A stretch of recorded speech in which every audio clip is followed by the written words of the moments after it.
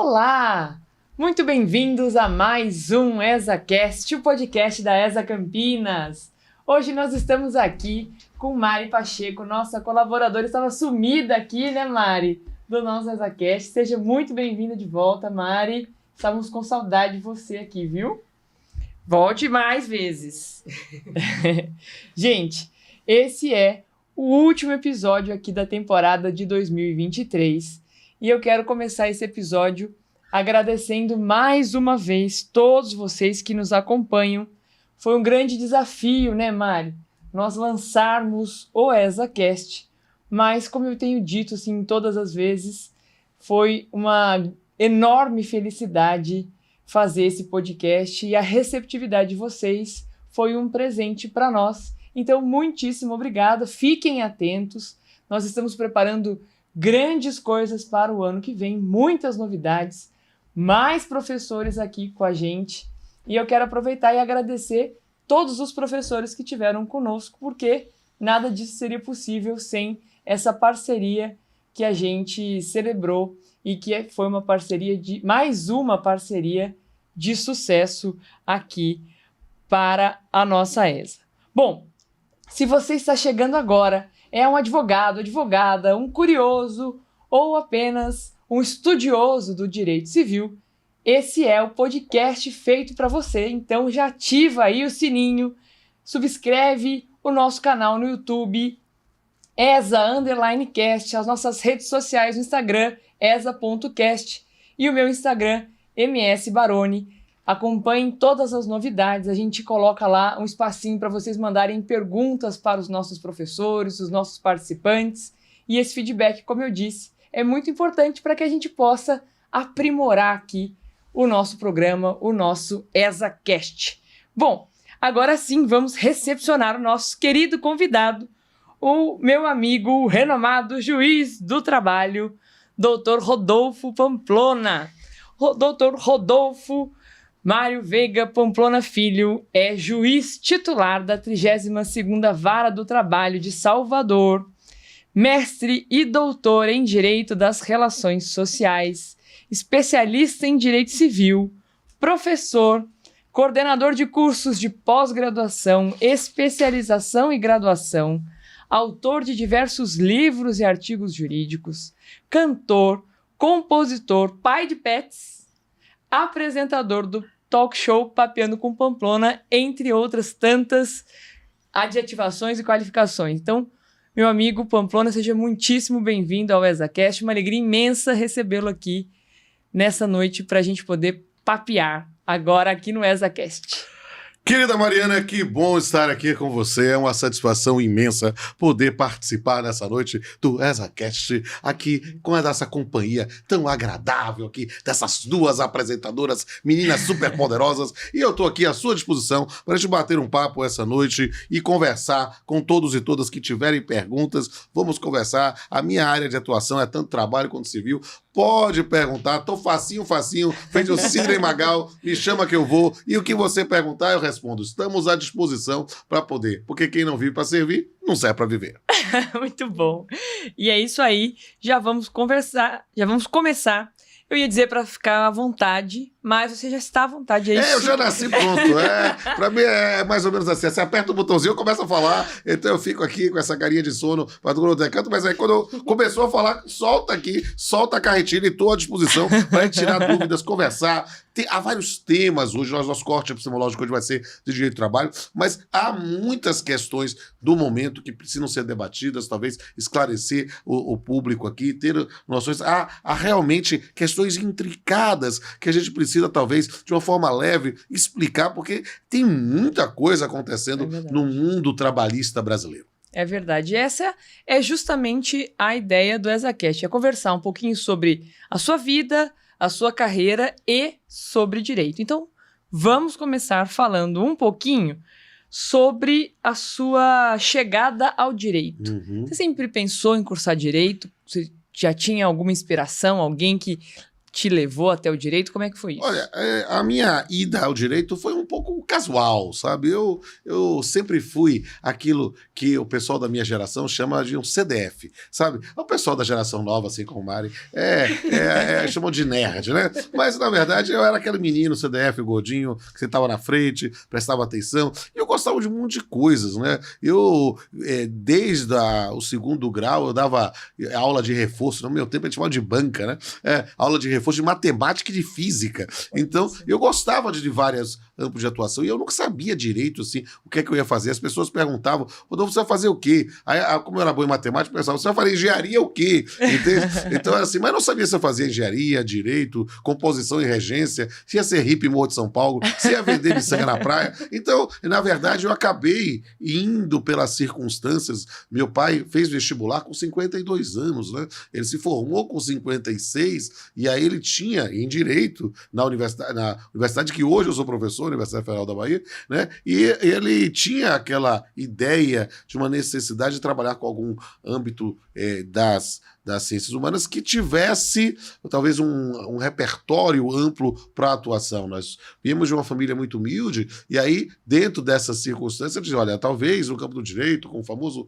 leque de opções que o direito abre, acho que vale a pena para você. E eu acabei sendo conduzido. E lá dentro eu me encontrei. Porque houve circunstâncias da vida, posso dizer, já tem tantos anos isso, mas logo no primeiro semestre de faculdade, a Universidade Federal da Bahia entrou na maior greve da sua história naquela época, uma greve que demorou quase o ano todo. Puxa vida. Ao mesmo tempo, meu pai teve um infarto. E aí eu fiquei tomando conta dele no hospital, ele sobreviveu ao infarto nessa época, né? Mas eu fiquei tão desesperado que abriu um concurso para servidor de nível médio no TRT da 5ª Região. Eu, no primeiro semestre da faculdade, disse, meu Deus, eu não sei se meu pai partiu, eu não sei como é que vai ser com a gente. Eu estava na Universidade Federal, Universidade Pública, mas eu tinha um irmão ainda estudando. O que eu vou fazer? Aí eu meti a cabeça para estudar, né? Eu no primeiro semestre ainda estudando IED, né? Eu de repente sabia CLT de cor, sem saber direito. E aí dei sorte, passei em primeiro lugar para servidor, nível médio, aí fui nomeado no segundo semestre de faculdade. E descobri lá dentro do Tribunal Regional do Trabalho um campo de atuação que me parecia muito interessante, porque havia uma proximidade com o cidadão, depois eu vinha identificá-lo como jurisdicionado, havia uma celeridade nos feitos e havia, o que para mim sempre me orgulhou, né, sempre uma postura muito ética da atuação dos juízes. Aquilo me encantou. Junto com meus professores de direito do trabalho na faculdade, acabou destacando, abrindo o meu olho para a área trabalhista. E eu me tornei servidor com 19 anos, né? Lá dentro me apaixonei pelo direito do trabalho, pela magistratura trabalhista, e dei sorte de novo, porque eu me formei no dia 4 de fevereiro de 95 e abri um concurso para juiz do trabalho na mesma semana da minha colação de grau. Eu me inscrevi e dei sorte de novo e passei nesse concurso, meu primeiro concurso, e 10 de julho de 95, com 5 meses e 6 dias de formado, eu me tornei juiz, com 23 anos de idade.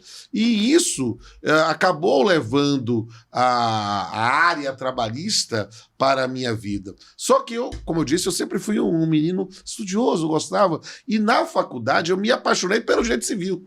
Então eu fico brincando dizendo que eu sou um poliamorista, porque eu casei com o direito civil e com o direito do trabalho ao mesmo tempo. E isso, para mim, as pessoas acham estranho como é que eu sou juiz do trabalho e sou professor concursado de direito civil, né? Escrevo obras de direito civil. É porque, na verdade, para quem vem da terra de Orlando Gomes, né, o direito civil e o direito do trabalho, eles são ao mesmo campo de atuação. O que é o direito do trabalho, se não um direito contratual com um dirigismo muito mais forte? Quando nós damos aula de direito civil e falamos de dirigismo contratual, o melhor exemplo é a disciplina jurídica das relações de trabalho. Depois a gente vai pensar no direito do consumidor, ou outros campos, ou do direito civil mais roots. Então, quando a gente compreende esse sistema normativo com maior atuação estatal, sem deixar de ser direito privado, a gente compreende que há muito mais entre esses dois ramos do direito do que pensa a vã filosofia da maior parte das pessoas. E, por isso, eu acabei produzindo minhas obras sempre nessas interfaces, né? O meu mestrado foi sobre dano moral, meu doutorado, primeiro foi sobre assédio sexual, depois eu fui fazer o segundo sobre assédio moral, sempre nessas interfaces da proteção dos direitos da personalidade, direito civil, mas na relação de emprego. Então, esses pontos de interseção sempre foram muito constantes na minha vida, e por isso essa minha atuação no campo do direito foi algo que sempre me fascinou, e isso me dá muito prazer. Às vezes eu acho interessante esse fenômeno, porque os civilistas acham que eu sou trabalhista e os trabalhistas acham que eu sou civilista, quando na verdade eu sou os dois ao mesmo tempo, né? E a gente pode se sentir com titãs, tudo ao mesmo tempo agora, né? Muito bom. Muito bom. Mas na faculdade, qual a área que mais te encantou primeiro? O trabalho ou o direito civil? Aí você já faz a pergunta direcionada, né? Porque na faculdade você estuda direito de trabalho lá depois. Então você pega direito civil logo no começo. Então direito civil, sem dúvida, do ponto de vista dogmático, foi minha primeira paixão, né? Foi meu primeiro amor, né? E é um amor que continua até hoje, né? E, claro, estudar direito civil é estudar, na expressão de Miguel Reale, a Constituição da vida privada. Rege nossa vida desde antes de nascer até depois de morrer. Então, naturalmente, a gente estuda direito civil o tempo todo. O direito do trabalho é muito abrangente, é muito importante, mas diz respeito a uma relação jurídica específica. O direito civil está na nossa vida. Ambos estão, sem sombra de dúvida, dentro do espaço enorme que é o meu coração. Escapou pela tangente, né? Para não ter que responder. Não contava com minha ciência Chapolin Colorado. Muito bom.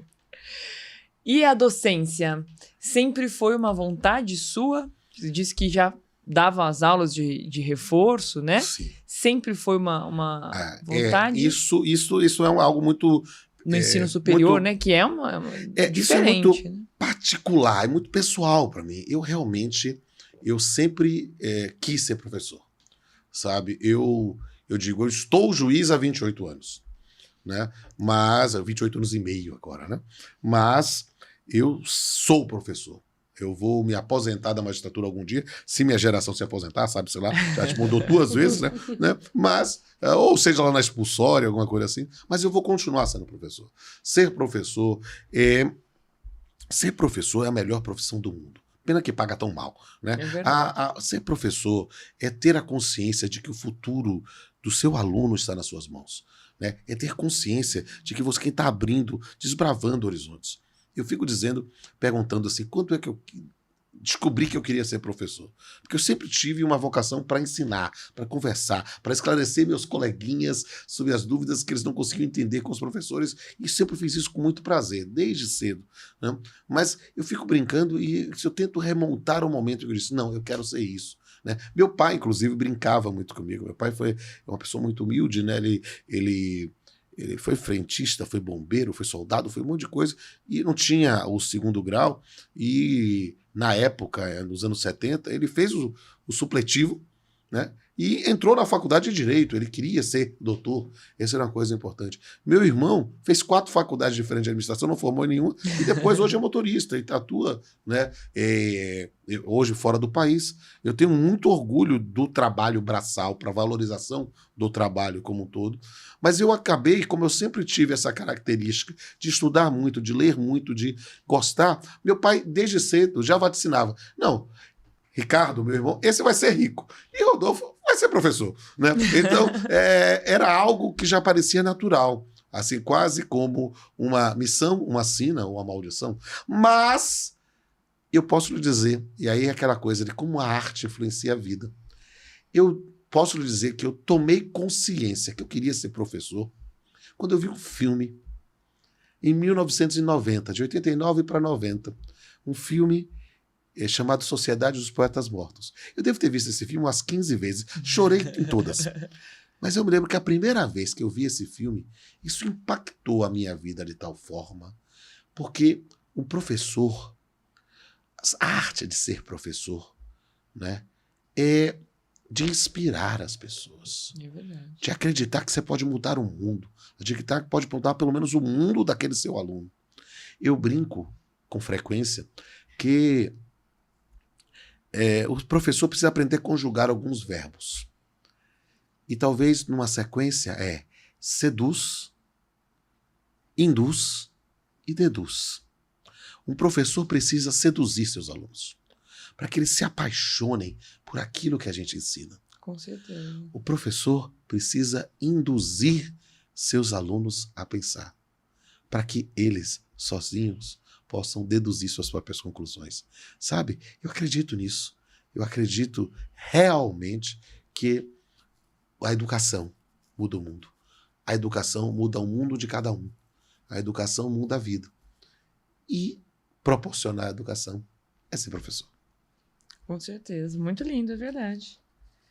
E se você conseguir mudar minimamente um aluno, né? Se você tiver ali um aluno interessado, isso já vai trazer uma diferença enorme. A atividade do magistério, para uma referência bíblica, é a parábola do semeador. É verdade. Você está numa grande sala. Você está, na verdade, num grande espaço, jogando sementes ao vento. Com certeza. Sementes caem na estrada, semente cai nas pedras, semente cai nos espinhos, semente cai nas rochas. Mas quando a semente cai em terra boa e frutifica, todo o sacrifício valeu a pena. É verdade. E ter essa consciência, eu penso que é o mais importante de tudo. Sim, porque o poder que um professor tem é algo que, às vezes, a gente, na rotina, a gente não pode esquecer. Porque na rotina, a gente, né, com uma série de atividades, atribuições que a gente não pode nunca esquecer essa informação do poder que você tem, né? É o instrumento de maior periculosidade na vida. Com certeza. A rotina mata relações, a rotina mata vocações, a rotina mata amores. E a rotina, ela pode muitas vezes anestesiar nossa capacidade de nos indignar. É verdade. A condição de professor não pode cair na rotina. Com certeza. Eu não posso tratar o meu aluno como número. Eu não posso tratar meu aluno como mais um. Eu preciso investir nele, porque eu não sei qual deles vai frutificar. Mas aquele que frutificar vai valer todo o sacrifício. Com certeza. Também acredito muitíssimo nisso. Bom, agora, depois dessa linda explicação, vamos para algumas perguntas mais técnicas sobre o nosso recorte desse podcast, que vai ser o direito do trabalho. Em uma recente decisão do STF, houve uma espécie de equiparação da pejotização à terceirização. E eu gostaria que você pudesse comentar com a gente, Pamplona, um pouquinho a respeito disso. O que você entende a respeito disso? Sei que é um tema muito denso, né? Daria pra gente, talvez, gravar Dá pra fazer um podcast inteiro sobre isso, ou, na verdade, vários podcasts. Exato. Mas que você pudesse dar alguma pincelada pra gente, para que os nossos ouvintes, os nossos alunos, tivessem uma visão, a sua visão, né? Em pinceladas sobre o assunto. Esse é um tema fascinante, e eu diria também espinhoso. É preciso compreender esse tema buscando, na medida do possível, aplanar as paixões dos corações. Por quê? Porque ele mobiliza e ele faz com que as pessoas acabem entrando em partidarismos e disputas de espaço de poder. Não é fácil verificar isso, mas eu preciso explicar. Então, eu vou, tal Jack Estripador, vou por partes. Perfeito. É preciso explicar primeiro a questão do fenômeno da terceirização, que, obviamente, pode ser explicado de uma maneira abreviada, mas para compreender a terceirização vista pelos olhos do Supremo Tribunal Federal. Perfeito. Na verdade, nós tínhamos uma construção, né, sob uma disciplina jurídica da terceirização que sempre foi muito mal vista no campo dos operadores do direito do trabalho. E isso não é um fenômeno tupiniquim, não há esse complexo de vira-latas. Você se estuda o direito na Europa continental, você vai ver que a ideia de terceirização, a ideia de marchandagem, de intermediação de mão de obra, sempre foi muito mal vista. Mas o fato é que água mole e pedra dura tanto bate até que acaba a água. E é preciso entender nesse ponto essas circunstâncias em que a terceirização, na ideia de uma concentração em atividades fim e a delegação de determinadas partes do processo produtivo para terceiros, daí a expressão terceirização, sempre foi tida pela ciência da administração como algo de uma política de excelência administrativa. E essa ideia, por isso que eu digo acaba a água, acaba influenciando, seja os nossos doutrinadores, seja os nossos legisladores. O TST tinha resistência à terceirização e fez isso de maneira bem evidente no passado na súmula, antigamente chamada de enunciado, 256.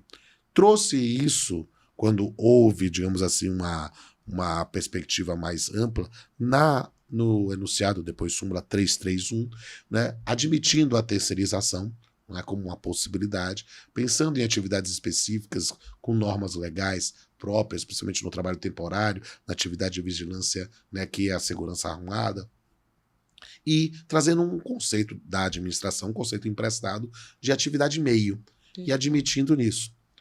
Isso gerou sempre uma certa disputa. Por quê? Porque o TST inovou. Num caso, e aí me permita falar como professor, né, de uma jurisprudência preterlegem, né, trazendo uma responsabilidade, né, sem previsão legal específica, uma responsabilidade subsidiária, né, do tomador desses serviços, lá no enunciado 331. Durante mais de 20 anos nós vimos isso. Houve a discussão sobre isso no campo da administração pública, com a DC 16, mas não é o corte de hoje. Então, o que aconteceu? Quando, depois de muito tempo, foi feita uma lei sobre terceirização, passou e deixou de ser meramente jurisprudencial, passou a ser, como previsão normativa, uma previsão de responsabilidade subsidiária do tomador dos serviços da terceirização. Isso veio ali em 2029, especificamente pensando na terceirização. Só que trouxe lá um conceito emprestado, que era, em vez de pensar em atividade meio e atividade fim, falou-se em atividade econômica especializada. Com o advento da reforma trabalhista em 2017, né, digamos assim, o tema saiu do armário e falou, pode-se terceirizar em qualquer atividade, né? Meio, fim, não está se discutindo isso, em qualquer atividade. Esse é o marco normativo hoje, sobre terceirização. Estas regras chegaram ao Supremo Tribunal Federal e o Supremo Tribunal Federal reconheceu válidas. Então, admitindo, portanto, a terceirização em qualquer atividade, seja meio, seja fim. Ponto. Esse é o primeiro marco da sua questão. Eu disse que era uma questão complexa.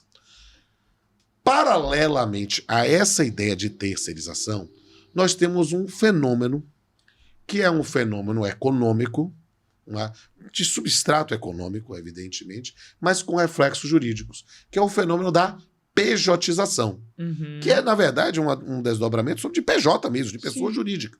Ou seja, em que, muitas vezes, em função de cargas tributárias, né, tendo em vista que o sistema tributário brasileiro onera a folha de pagamento de uma forma muito mais pesada do que a prestação de serviços, faz com que as pessoas quisessem contratar outras sob a modalidade de pessoas jurídicas, né?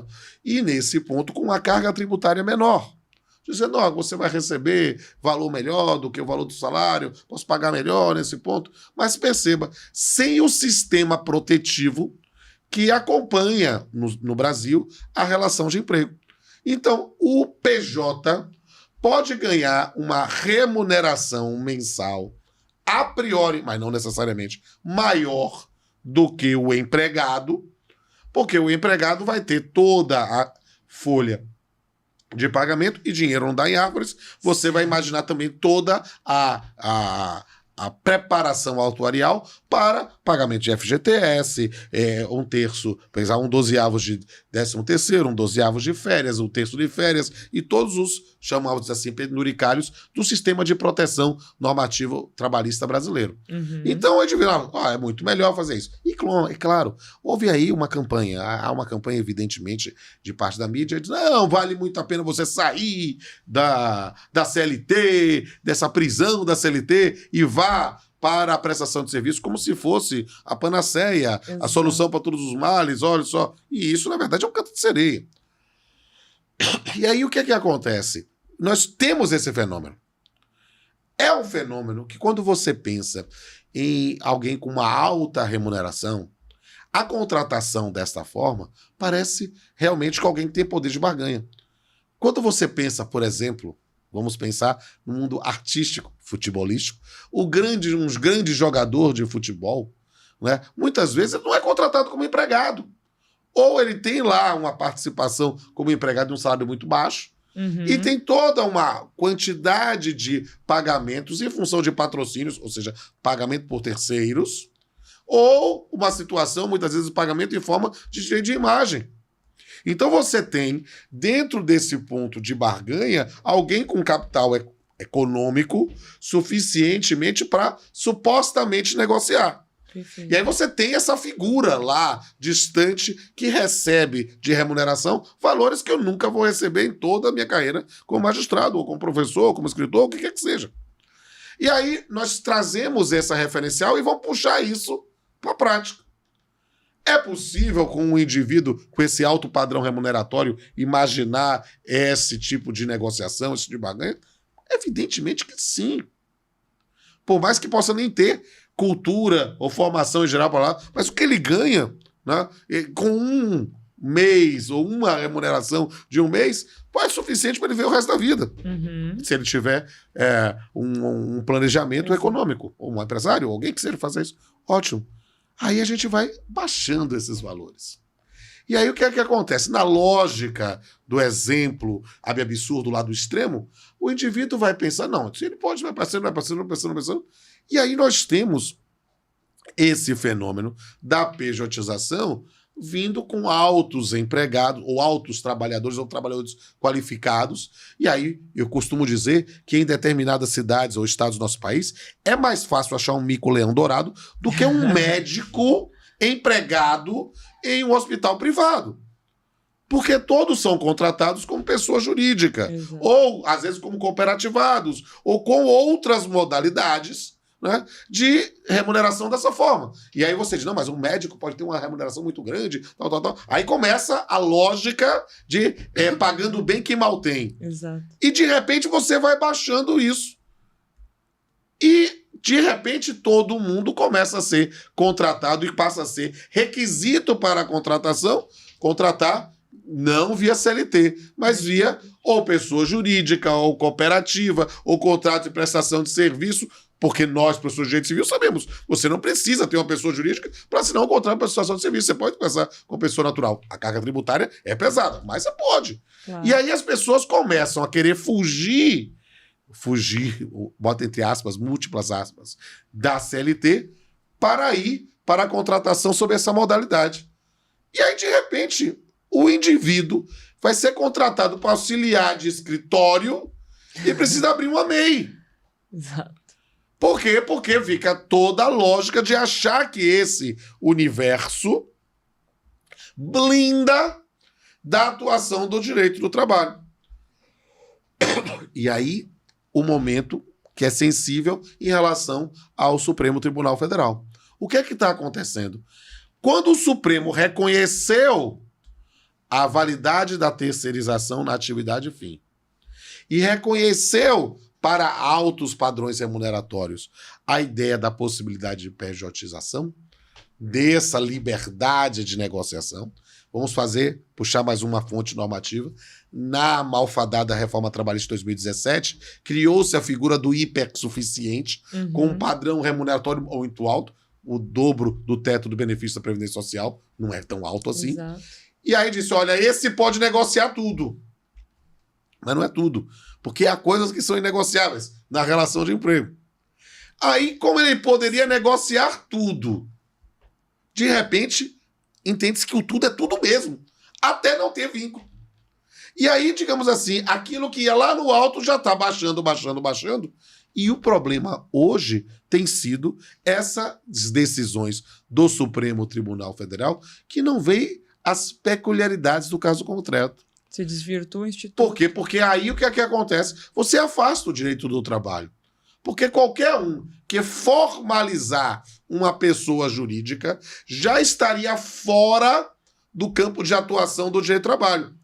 E o que é pior, professora Mariana Baroni, o que é pior é que, como é muitas vezes algo imposto para a contratação, ainda que seja um trabalhador sem nível superior, um trabalhador que ainda precise fazer isso via cooperativa ou via outro dado, como foi criada essa pessoa jurídica, essa MEI, o indivíduo parte do pressuposto, não, vai entrar na premissa liberal do direito civil clássico. Ou seja, o direito civil que nós ensinamos hoje é muito mais avançado do que esse direito civil clássico que o Supremo está invocando. E aí a pessoa que abriu uma MEI porque o patrão disse, não, você agora é liberal, tem de ter isso aqui, eu só contrato se for como MEI, teria, teoricamente, de ir à justiça comum, declarar a fraude dessa MEI, para depois...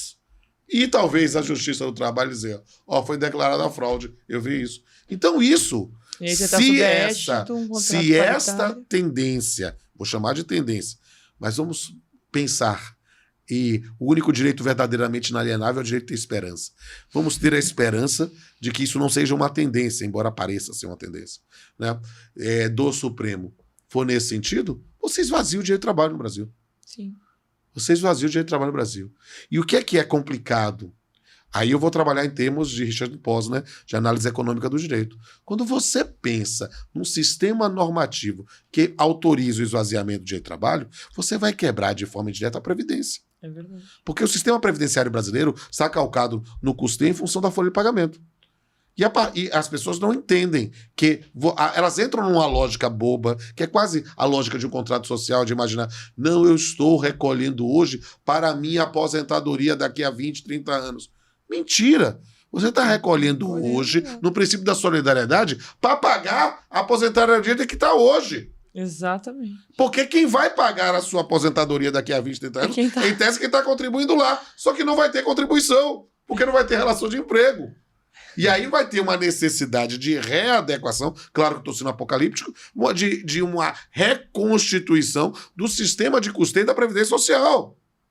Por quê? Porque pense, se o Supremo insistir nesse posicionamento, e decisão do Supremo a gente discute do ponto de vista acadêmico, mas como juiz eu cumpro. Claro. Então, o que é que acontece? Se o Supremo mantiver essa linha, nós vamos ter um esvaziamento do direito do trabalho, porque é muito simples. Se você pode exigir que um empregado faça um contrato social de uma MEI e passe a trabalhar para você, sem você ter que pagar FGTS, 13º, todo o sistema, não, ele se vira, só paga isso, você vai querer contratar como empregado? Aí o seu lugar não é no direito nem na empresa, é no manicômio. Então, é óbvio que se o Supremo disser é isso mesmo, e é esse o grande debate, há todo o respeito às decisões do Supremo. Mas o Supremo sabe ser consequencialista, né? É preciso que o Supremo pense nas consequências desse tipo de decisão. Porque se respaldar e passar a ser feito, o direito do trabalho vai se esvaziar. E se esvaziar, né? Nós podemos também gerar um rombo na Previdência. E aí vamos ter que pensar qual é o modelo de relações de trabalho. Por quê? Porque a partir do momento que alguém afirma que se formalizou, eu vou ter que ir para a justiça comum para declarar a fraude ali e só depois dessa fraude ir para a justiça do trabalho, é praticamente negar a prestação jurisdicional. Né? Me permita mostrar uma das coisas porque eu amo tanto a justiça do trabalho. Porque a justiça do trabalho às vezes demora, mas chega ao final. E eu fico brincando dizendo que o processo civil é a criação humana mais próxima do conceito de eternidade. Não posso discordar. Mari, temos uma pergunta de um dos nossos ouvintes? Temos sim, doutora. Quem fez a pergunta foi o Lucas Comodo. Muitos advogados reclamado tem ser valido da reclamação constitucional para tentar invalidar as decisões dos TRTs, TST, acerca dos reconhecimentos de vínculo de emprego. O senhor acha que essa manobra, né, utilizada indistintamente, acaba desvinculando a real função dessa ação? Eu não tenho dúvida que sim. Mas a questão é, o advogado tem que ir na defesa do interesse do seu cliente, né? Essa não é uma responsabilidade do advogado, mas sim do Supremo, que tem, nesse ponto, utilizado, decidido em sede de reclamação constitucional, quase como se fosse uma corte de cassação. Então, essa pergunta é muito pertinente e ela vai ao encontro da pergunta anterior. Por quê? Porque nós temos aí numa situação, né, de escolha de Sofia. Né? É imaginar aqui o que é que o Supremo quer como modelo de relações de trabalho no país. Se o modelo que o Supremo quer é o da contratação via pessoa jurídica, podendo esvaziar a primazia da realidade, que é um princípio do direito do trabalho, não é do Brasil, não. Nós estamos falando de um princípio que é aplicável para o direito do trabalho para o mundo ocidental. A gente, como professor de direito civil, usa a primazia da realidade para a união estável. A gente pegou emprestado o direito do trabalho. Porque isso não é doutrina brasileira, isso é doutrina desenvolvida em especial pelo professor Mário de la Cueva, né, em que no Nuevo Derecho Mexicano do Trabalho, era um espanhol radicado no México, em que a gente fala do contrato de trabalho, trabalho subordinado, contrato de emprego, como um contrato realidade. É essa a perspectiva. Então, nós estamos com uma questão prévia com o Supremo. O que é que o Supremo quer de modelo? Depois disso, aí a pergunta.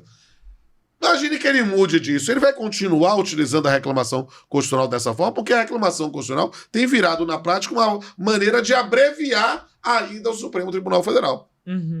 Depois ele reclamar da quantidade de ações, ele vai ter que saber, peraí, é isso que você quer? Se o Supremo quer decidir sobre tudo, ele vai ter que assumir as consequências disso. Exatamente.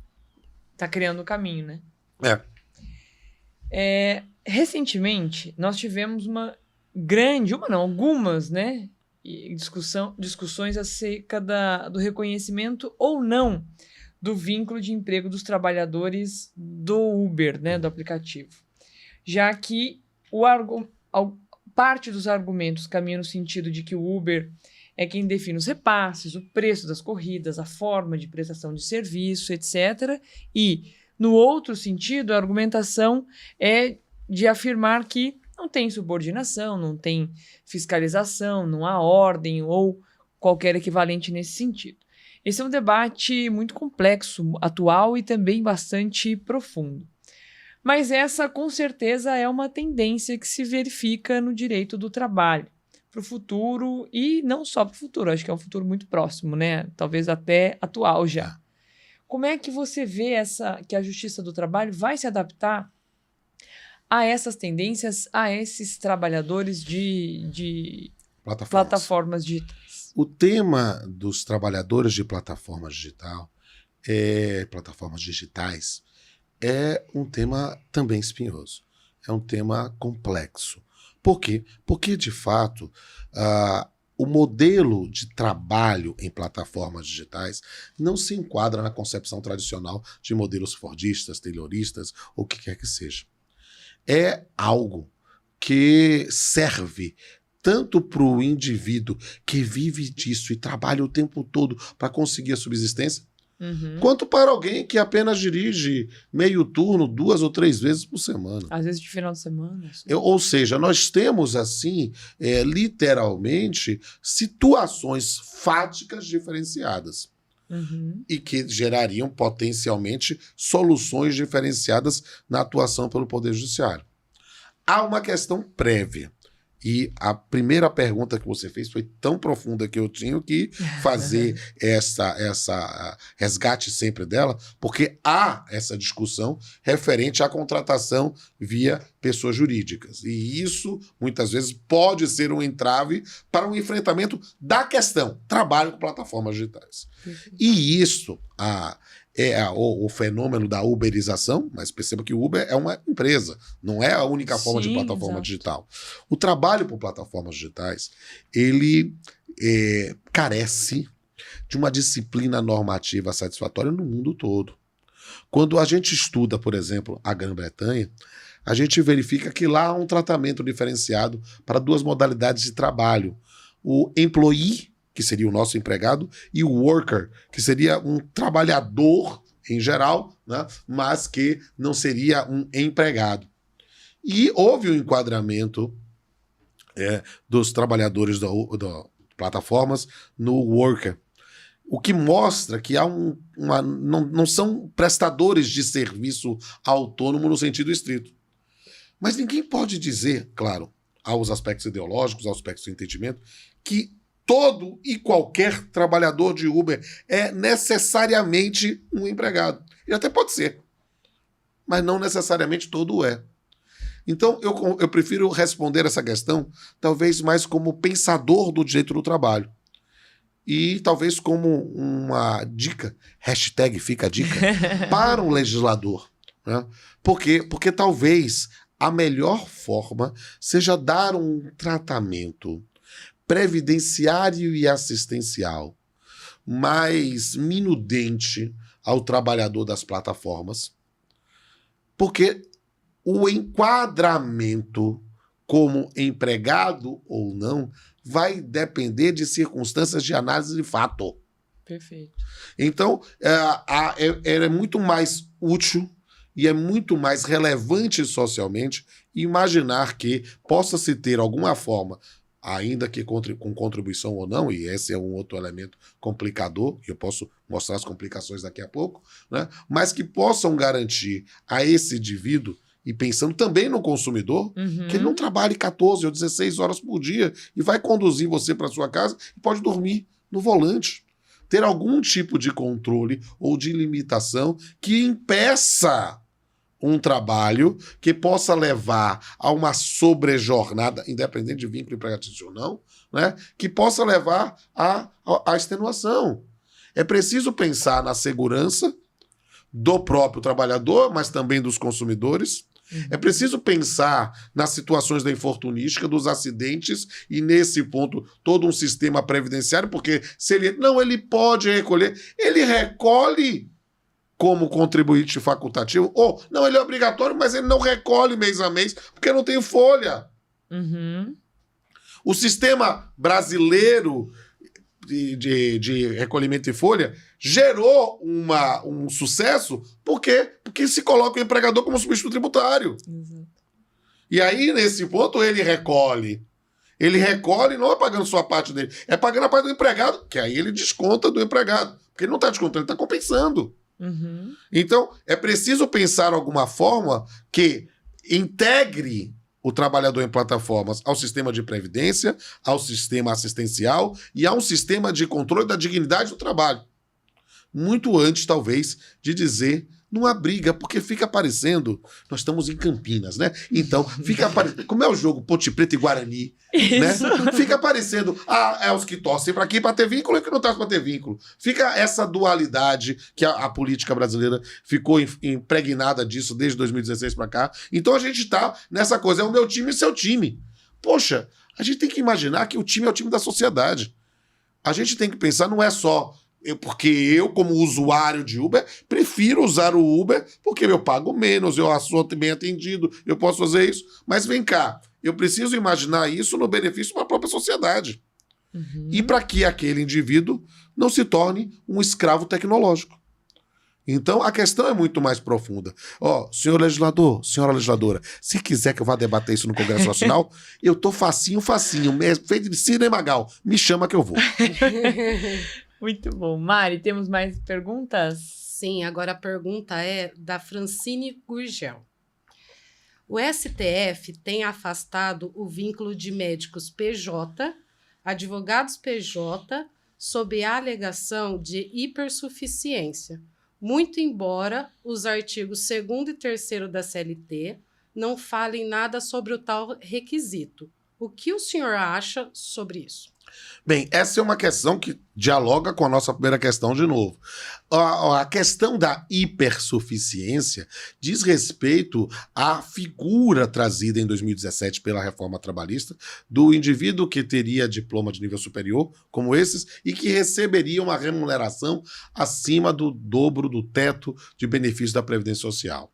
Pode ser o enquadramento? Pode, mas nesse não há vínculo empregatício. Perceba que no hipersuficiente ele é empregado. Ele pode negociar sem a atuação do sindicato, mas é empregado.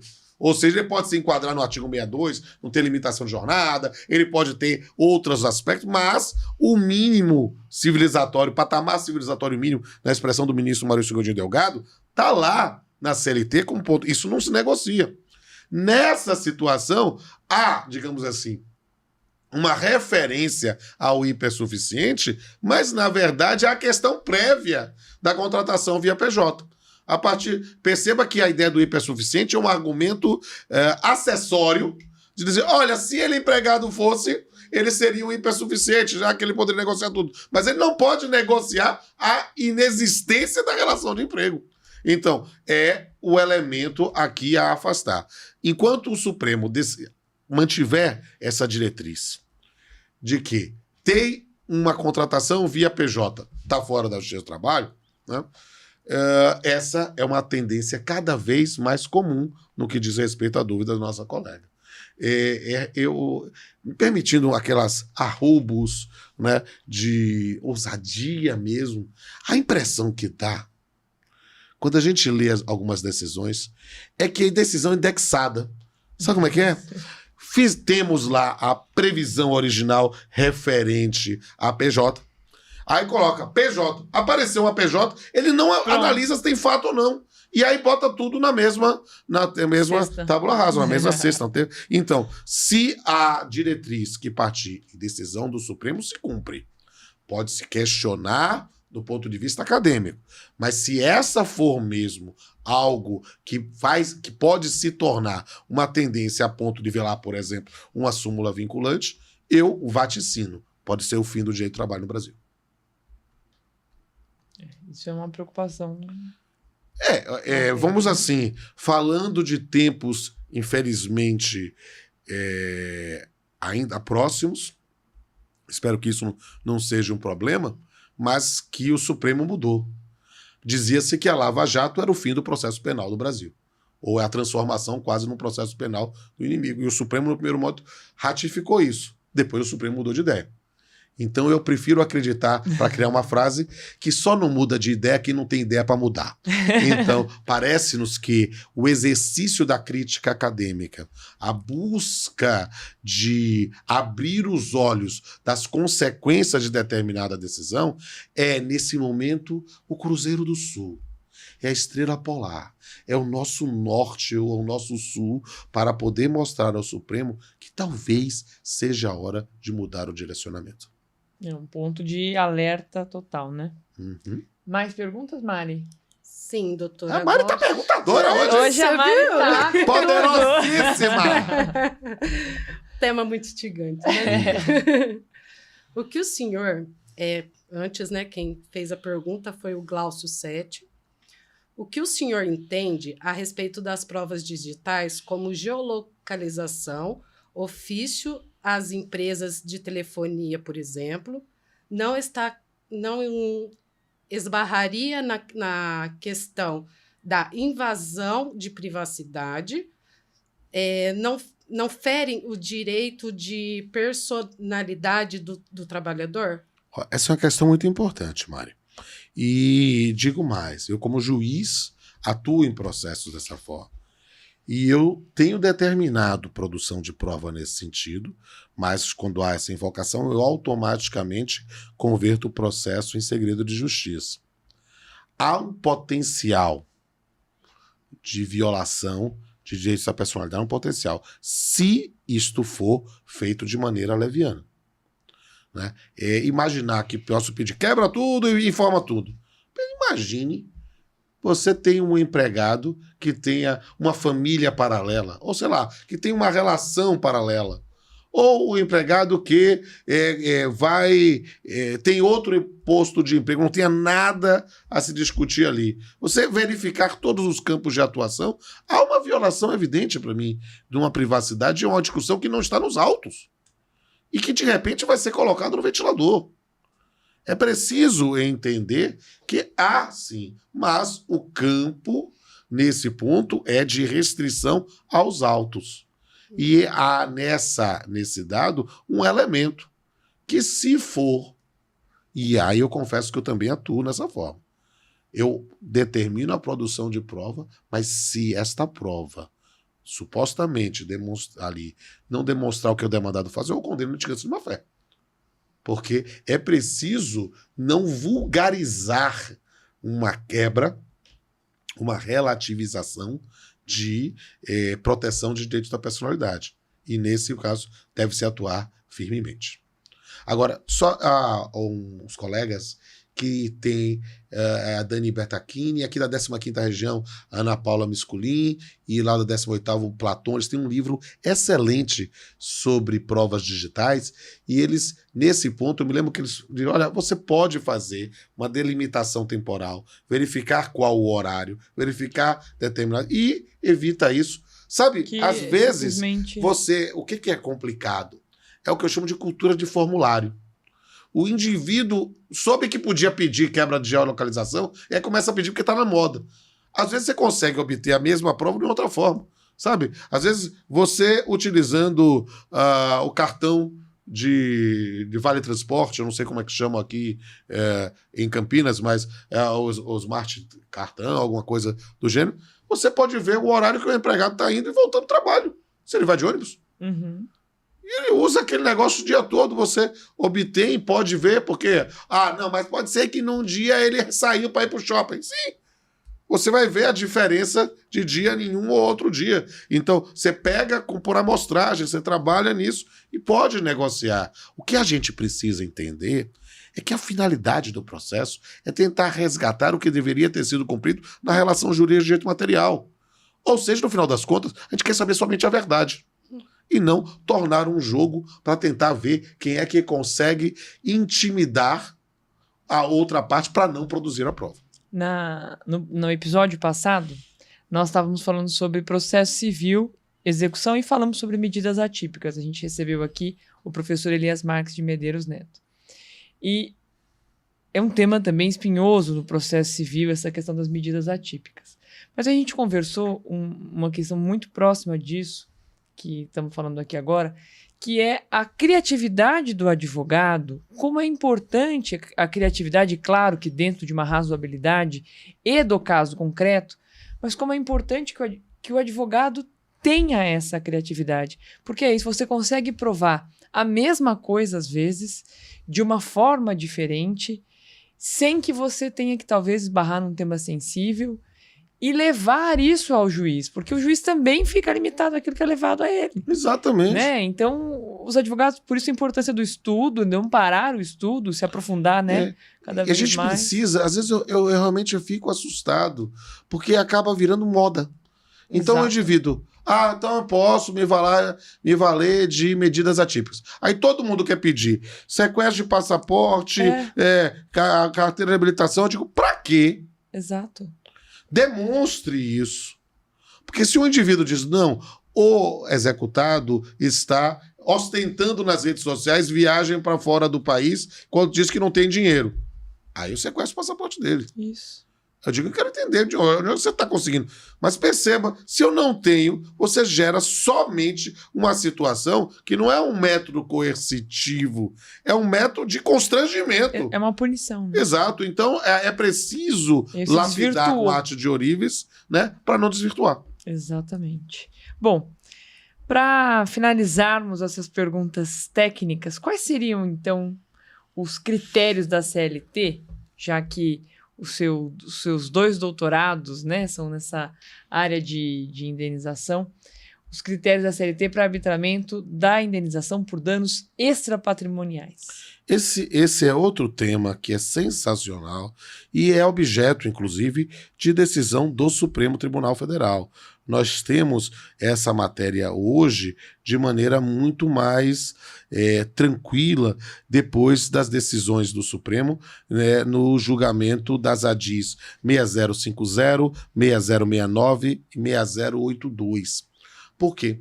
Porque realmente a reforma trabalhista trouxe em 2017 alguns critérios para a reparação de danos extrapatrimoniais.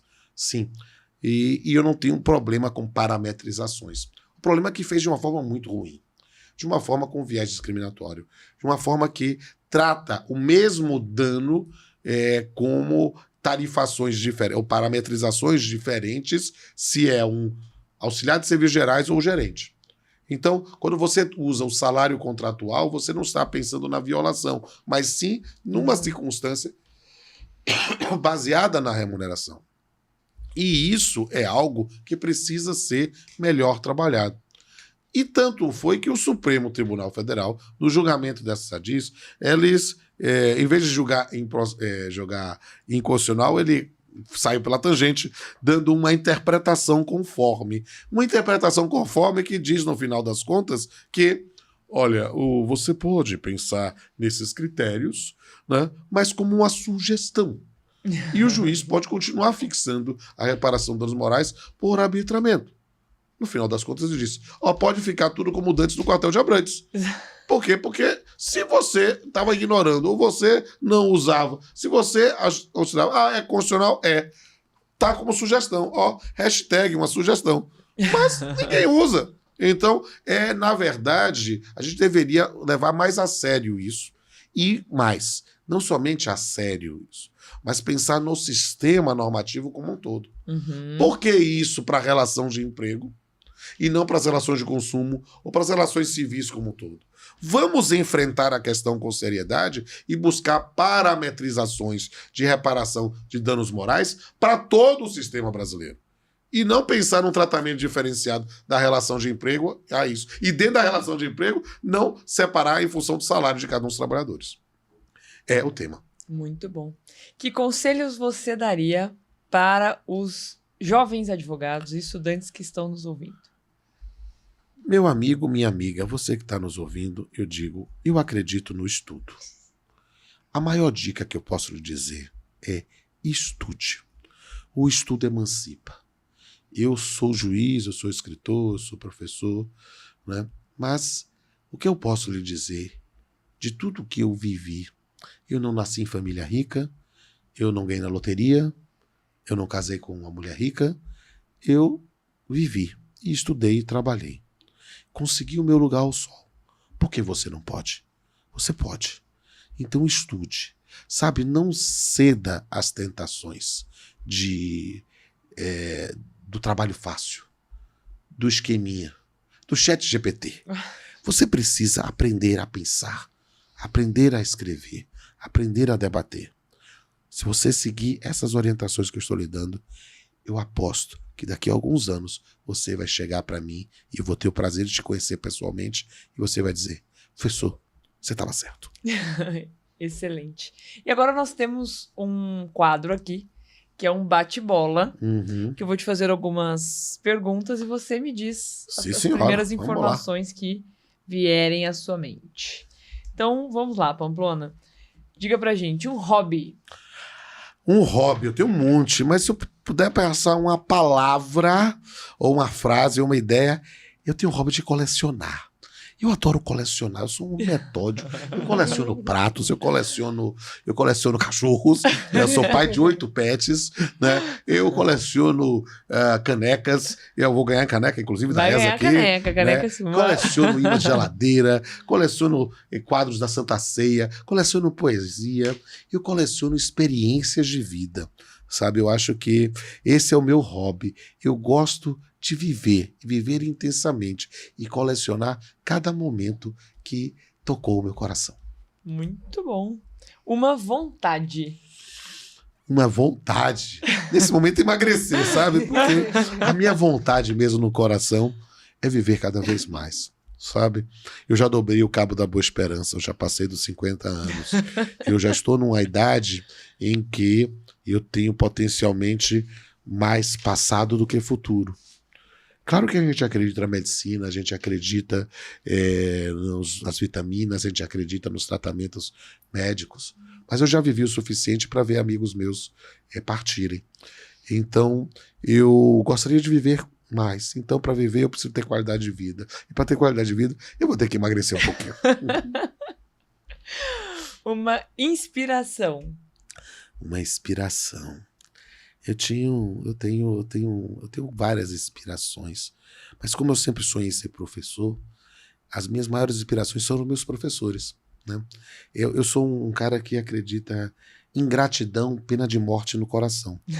No meu gabinete, na Justiça do Trabalho, e no meu gabinete, na minha casa, eu tenho um quadro com fotos dos meus 4 professores favoritos de direito, né? São 4 pessoas que me inspiraram. Um deles ainda está vivo, com 93 anos, é o professor José Augusto Rodrigues Pinto.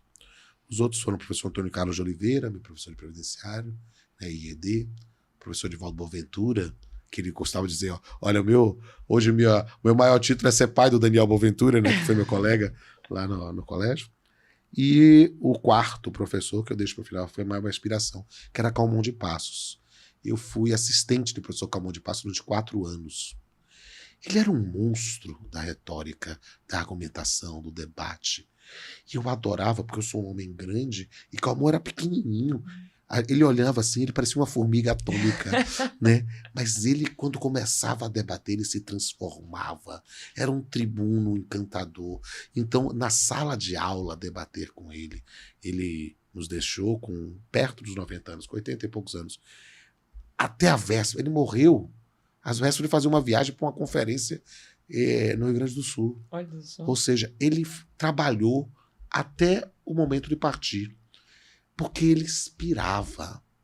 Eu convivi com o Calmon cerca de 20 anos, eu já o conheci na velhice.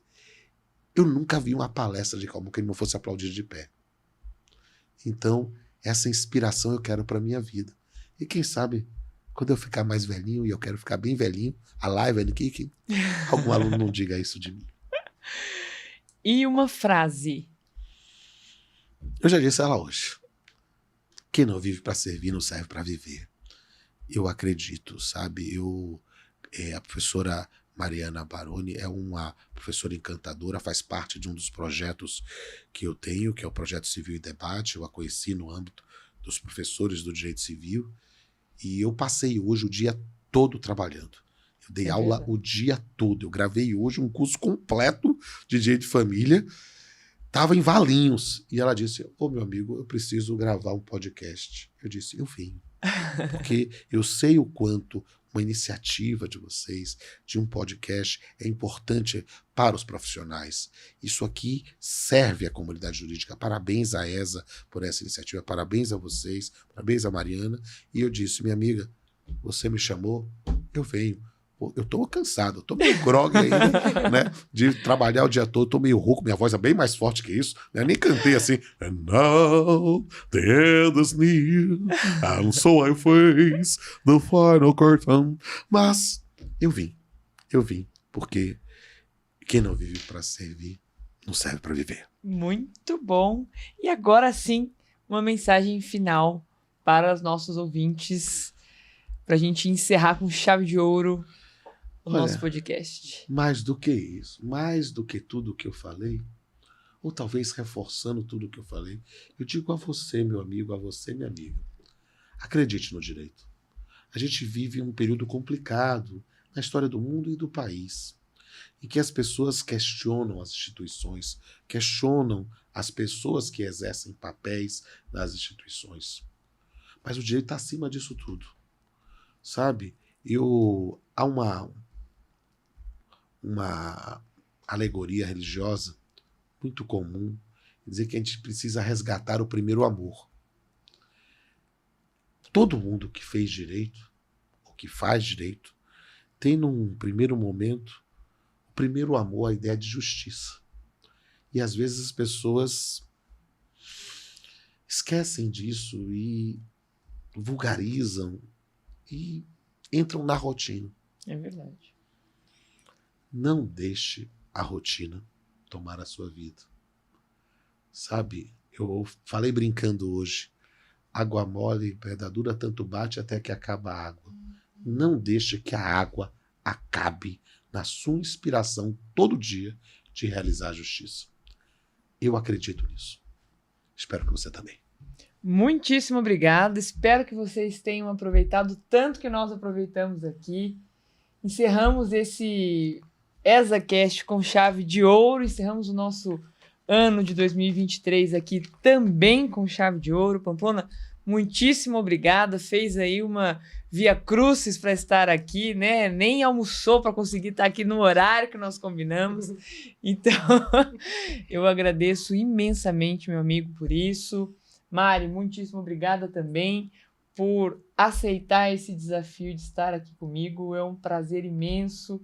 Você sabe, eu sempre falo isso, mas eu quero aproveitar aqui para fazer esse registro público aqui no podcast. Eu aprendo demais com você.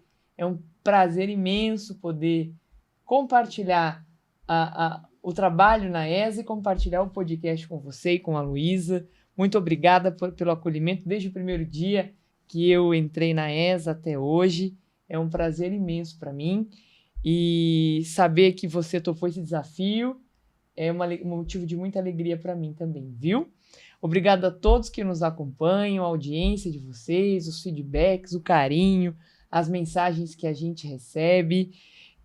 São momentos como esse aqui, de confraternização, de poder ouvir esse recado que o professor Pamplona nos trouxe, que fazem realmente a gente acreditar e entender que nós estamos no caminho certo. Eu tenho a oportunidade, professor, de participar de algumas solenidades de outorga de carteira aos advogados. E uma mensagem que eu sempre digo, né, é a seguinte: a advocacia, para mim, eu entendo que é simplesmente apaixonante, do mesmo jeito que eu imagino que a magistratura o seja para você. Ela é cheia de desafios, como qualquer profissão. E um recado que eu sempre deixo é exatamente esse. Quando, às vezes, as pessoas encontrarem nesses percalços da vida, aqueles desafios que, às vezes, a gente fica mais chateado, mais cabisbaixo, às vezes até meio desacorçoado com a advocacia, que o meu desejo seja que as pessoas possam se lembrar do dia 1, do porquê que elas escolheram o direito. Porque a ideia é essa, a gente tem sempre uma paixão latente lá do porquê que a gente vai escolher o direito nessa ideia de justiça. Mas quando a gente encontra a advocacia, e eu acho que é isso, a gente encontra e a gente se encontra na advocacia, é uma grande paixão. Porque num mundo tão confuso, em decisões conflitantes, ser advogado não é uma tarefa fácil.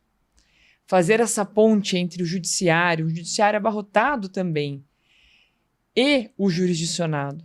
Fazer essa tradução do juridiquês para o jurisdicionado. Saber fazer esse acolhimento, essa ponte mesmo. É um mistério, uma tarefa muito desafiadora. Só que é exatamente esse desafio que torna a advocacia tão apaixonante. Então, o meu desejo aqui de final de ano é que a gente vai ficando cansado, né? O episódio vai ao ar, já estaremos em recesso forense, então já estaremos todos descansando, mas que vocês possam se reconectar com essa ideia que fez vocês se apaixonarem pela advocacia, para que vocês nunca esqueçam, porque a missão que a gente carrega é uma missão importantíssima de levar os direitos de pessoas que, sem a gente, jamais poderiam acessar o judiciário. Então, a advocacia é a arte para os fortes. Exato. E com as pedras que jogarem em vocês, construa o seu castelo. Com certeza. Então é isso. Deixa pra gente o seu Instagram também para o pessoal te Pronto. seguir. Eu quero que me sigam lá no Instagram, R Pamplona Filho, meu nome é Rodolfo Pamplona Filho, R Pamplona Filho. Me manda lá um direct que eu lhe mando todos os meus canais no YouTube. Tem o canal Papiano com Pamplona, o canal Pamplona, o canal Crunas da minha banda. Aí vou inclusive, depois entrar, vou baixar esse episódio, vou divulgar a ESA também no meu Muito canal. bom. Vai ser uma satisfação de poder divulgar com todos e todas. E a gente se encontra pela vida. Muito obrigada, gente. Então, Feliz Natal! anotem aí, esa.cast, esa_cast no YouTube, MS Baroni, e eu aguardo vocês ano que vem. Um beijo e até a próxima. Tchau, tchau. Obrigada.